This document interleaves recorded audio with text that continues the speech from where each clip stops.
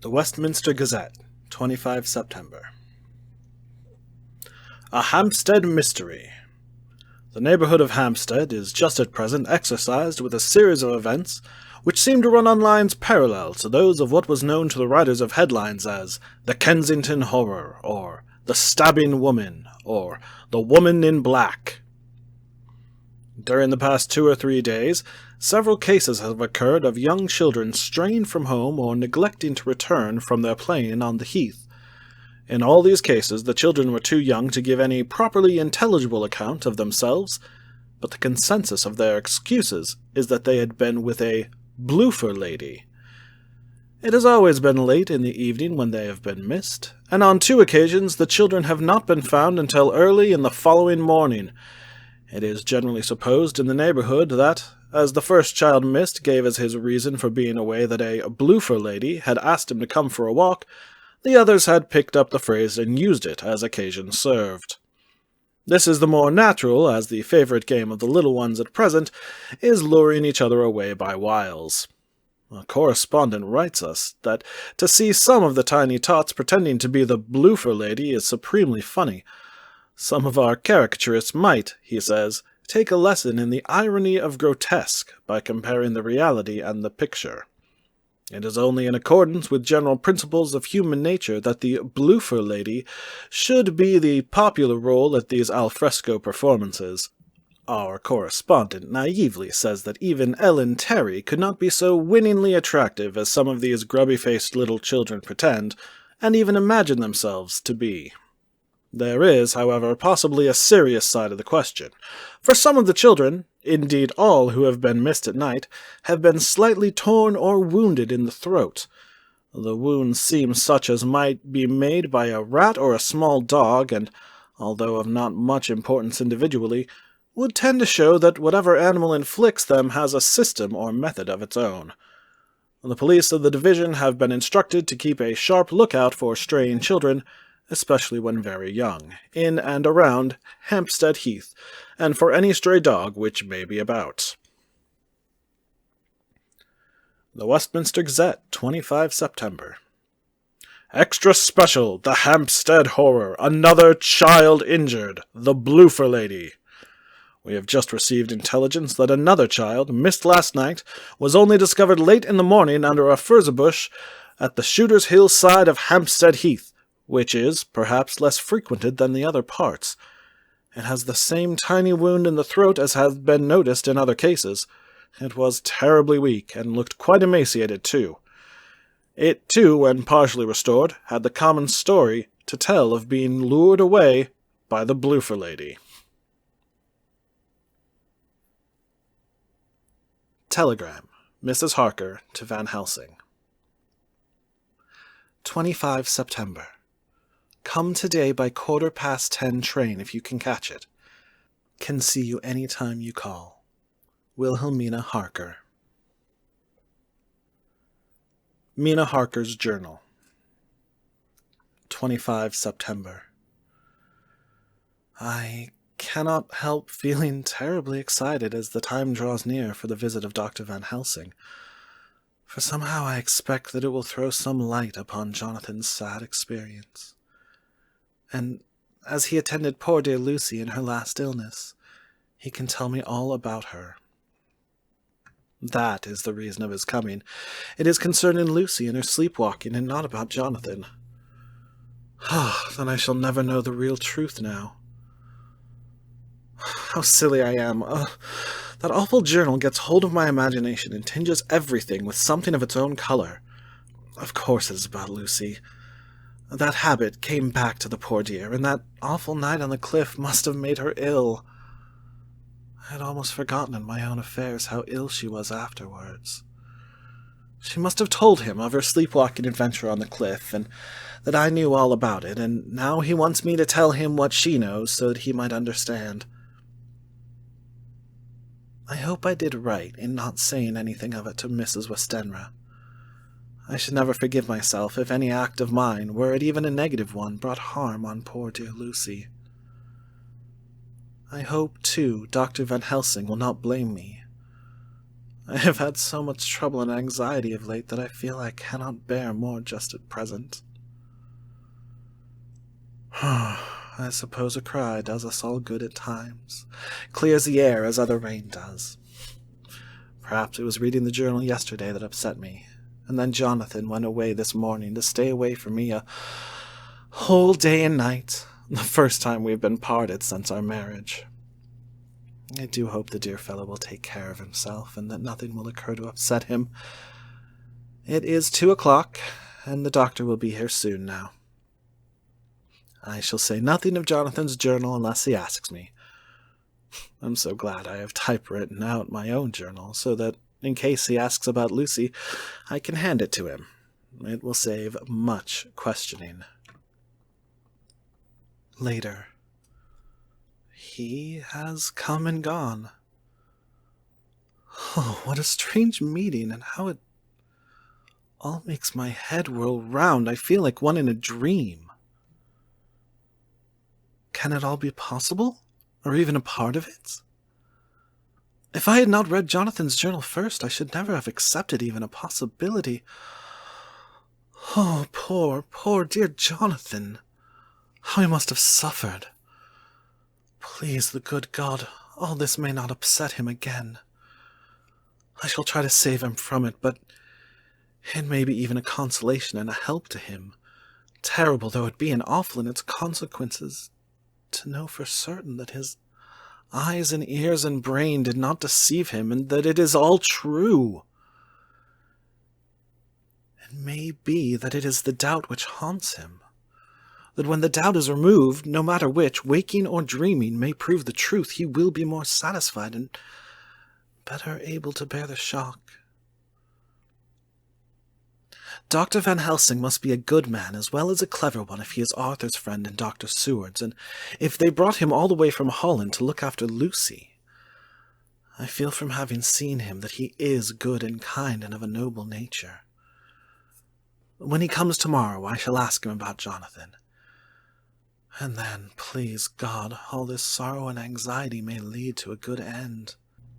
I used to think that I would like to practice interviewing.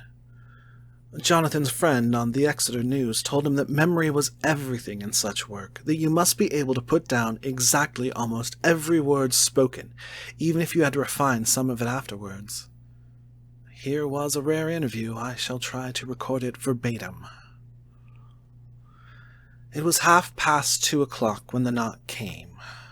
I took my courage à deux mains and waited. In a few minutes, Mary opened the door and announced, Dr. Van Helsing. I rose and bowed, and he came toward me, a man of medium weight, strongly built, with his shoulders set back over a broad, deep chest, and a neck well balanced on the trunk as the head is on the neck. The poise of the head strikes one at once as indicative of thought and power. The head is noble, well-sized, broad and large behind the ears. The face, clean-shaven, shows a hard, square chin, a large, resolute, mobile mouth, a good-sized nose, rather straight, but with quick, sensitive nostrils that seem to broaden as the big, bushy brows come down and the mouth tightens. The forehead is broad and fine, rising at first almost straight, and then sloping back above two bumps or ridges wide apart. Such a forehead that the reddish hair cannot possibly tumble over it, but falls naturally back into the sides. Big, dark blue eyes are set widely apart, and are quick and tender or stern with a man's mood. He said to me, "Mrs. Harker, is it not?" I bowed assent. "That was Miss Mina Murray." Again I assented. "It is Mina Murray that I came to see, that was friend of that poor dear child Lucy Westenra. Madam Mina, it is on account of the dead I come."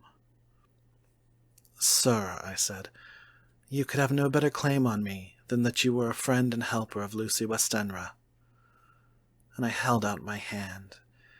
He took it and said tenderly, "Oh, Madam Mina, I knew that the friend of that poor Lily girl must be good, but I had yet to learn—" He finished his speech with a courtly bow.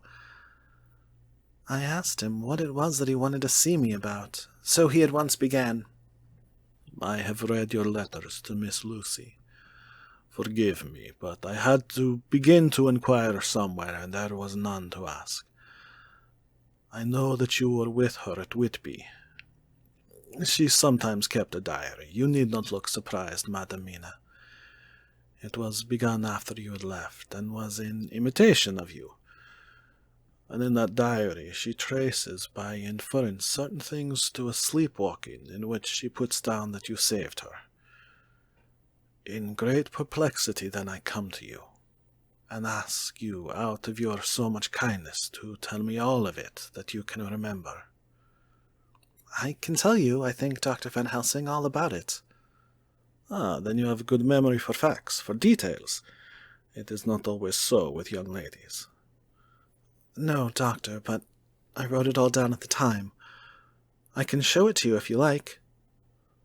Oh, Madam Mina, I will be grateful. You will do me so much favour. I could not resist the temptation of mystifying him a bit. I suppose it is some of the taste of the original apple that remains still in our mouths. So I handed him the shorthand diary. He took it with a grateful bow and said, May I read it? If you wish, I answered as demurely as I could. He opened it, and for an instant his face fell. Then he stood up and bowed. Oh, you're so clever, woman, he said. I knew long that Mr. Jonathan was a man of much thankfulness, but see, his wife have all the good things. And will you not so much honour me, and so help me as to read it for me? Alas, I know not the shorthand. By this time my little joke was over, and I was almost ashamed. So I took the typewritten copy from my work-basket and handed it to him. Forgive me, I said. I could not help it. But I had been thinking that it was of dear Lucy that you wished to ask, and so that you might not have time to wait. Not on my account, but because I know your time must be precious. I have written it out on the typewriter for you. He took it, and his eyes glistened. You are so good, he said. And may I read it now? I may want to ask you some things when I have read. By all means, I said. Read over it whilst I order lunch, and then you can ask me questions whilst we eat. He bowed and settled himself in a chair with his back to the light, and became absorbed in the papers, whilst I went to see after lunch, chiefly in order that he might not be disturbed. When I came back, I found him walking hurriedly up and down the room, his face all ablaze with excitement. He rushed up to me and took me by both hands. Oh, Madam Mina, he said, how can I say what I owe to you? This paper is as sunshine. It opens the gate to me. I am dazed, I am dazzled with so much light, and yet clouds roll in behind the light every time. But that you do not, cannot comprehend. Oh, but I am grateful to you, you so clever woman. Madam, he said this very solemnly, if ever Abraham Van Helsing can do anything for you or yours, I trust you will let me know. It will be pleasure and delight if I may serve you as a friend, but all I have ever learned, all I can ever do, shall be for you and those you love. There are darknesses in life, and there are lights. You are one of the lights. You will have happy life and good life, and your husband will be blessed in you. But, Doctor, you praise me too much, and you do not know me. Not know you? I, who am old, and who have studied all my life men and women. I, who have made my specialty the brain, and all that belongs to him, and all that follow from him. And I have read your diary that you have so goodly written for me, and which breathes out truth in every line. I, who have read your so sweet letter to poor Lucy of your marriage and your trust, not know you? Oh, Madam Mina, good women tell all their lives, and by day and by hour and by minute, such things that angels can read. And we men who wish to know have in us something of angels' eyes. Your husband is a noble nature, and you are noble too, for you trust, and trust cannot be where there is mean nature. And your husband, tell me of him. Is he quite well? Is all that fever gone, and is he strong and hearty?" I saw here an opening to ask him about Jonathan, so I said, "He was almost recovered, but he has been greatly upset by Mr. Hawkins's death." He interrupted, "Oh, yes, I know. I have read your last 2 letters." I went on, "I suppose this upset him, for when we were in town on Thursday last, he had a sort of shock." "A shock? And after brain fever so soon, that was not good. What kind of shock was it?" "He thought he saw someone who recalled something terrible, something which led to his brain fever. And here the whole thing seemed to overwhelm me in a rush. The pity for Jonathan, the horror which he had experienced, the whole fearful mystery of his diary, and the fear that has been brooding over me ever since, all came in a tumult. I suppose I was hysterical, for I threw myself on my knees and held up my hands to him and implored him to make my husband well again. He took my hands and raised me up and made me sit on the sofa and sat by me. He held my hand in his and said to me with, oh, such infinite sweetness, "My life is a barren and lonely one, and so full of work that I have not had much time for friendships. But since I have been summoned to here by my friend John Seward, I have known so many good people, and seen such nobility that I feel more than ever, and it has grown in my advancing years, the loneliness of my life. Believe me, then, that I come here full of respect for you, and you have given me hope. Hope, not in what I am seeking of, but that there are good women still left to make life happy. Good women whose lives and whose truths may make good lesson for the children that are to be. I am glad that I may here be of some use to you, for if your husband suffer, he suffer within the range of my study and experience. I promise you that I will gladly do all for him that I can, all to make his life strong and manly, and your life a happy one. Now you must eat. You are overwrought and perhaps over-anxious. Husband Jonathan would not like to see you so pale, and what he like not where he love is not to his good. Therefore, for his sake, you must eat and smile. You have told me all about Lucy, and so now we shall not speak of it, lest it distress. I shall stay in Exeter tonight, for I want to think much over what you have told me, and when I have thought, I will ask you questions, if I may. And then, too, you will tell me of husband Jonathan's trouble so far as you can. But not yet. You must eat now. Afterwards you shall tell me all." After lunch, when we went back to the drawing-room, he said to me, "And now, tell me all about him." When it came to speaking to this great learned man, I began to fear that he would think me a weak fool, and Jonathan a madman. That journal is all so strange, and I hesitated to go on. But he was so sweet and kind, and he had promised to help, and I trusted him, so I said, "Dr. Van Helsing, what I have to tell you is so queer that you must not laugh at me or at my husband. I have been since yesterday in a sort of fever of doubt.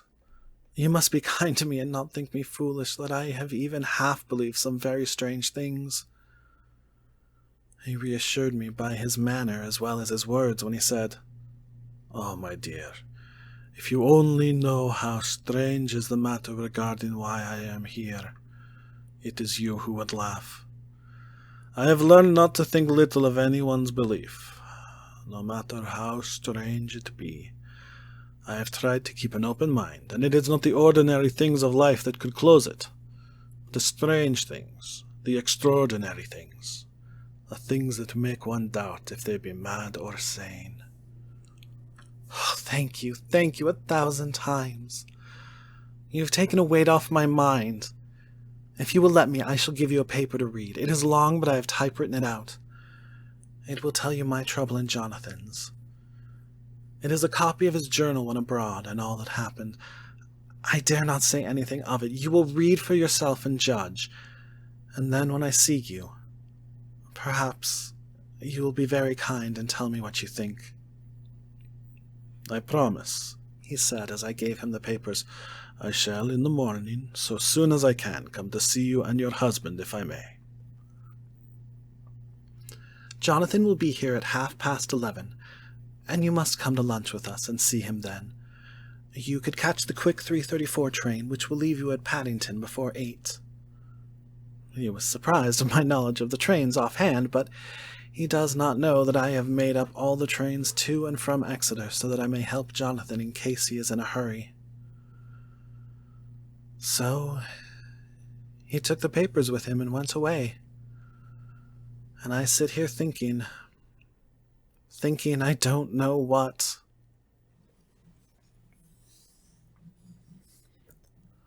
Letter, by hand, Van Helsing to Mrs. Harker.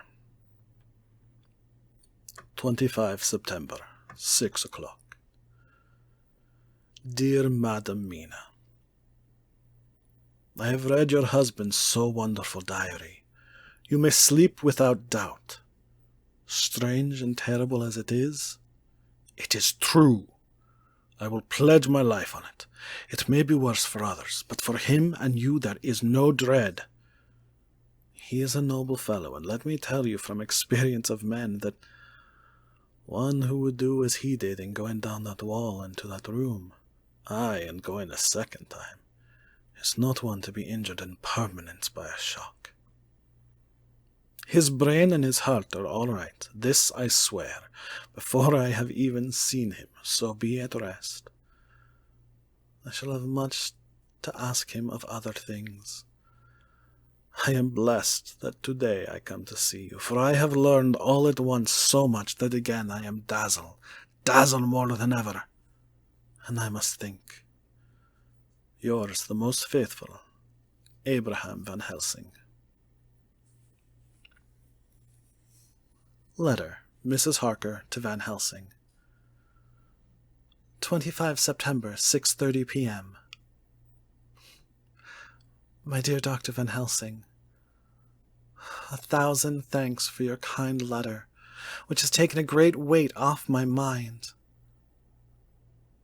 And yet, if it be true, what terrible things there are in the world, and what an awful thing if that man, that monster, be really in London. I fear to think.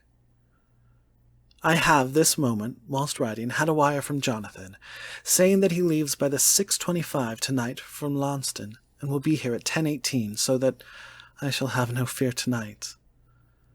Will you, therefore, instead of lunching with us, please come to breakfast at 8 o'clock, if this be not too early for you? You can get away, if you are in a hurry, by the 10:30 train, which will bring you to Paddington by 2:35. Do not answer this, as I shall take it that, if I do not hear, you will come to breakfast. Believe me, your faithful and grateful friend, Mina Harker.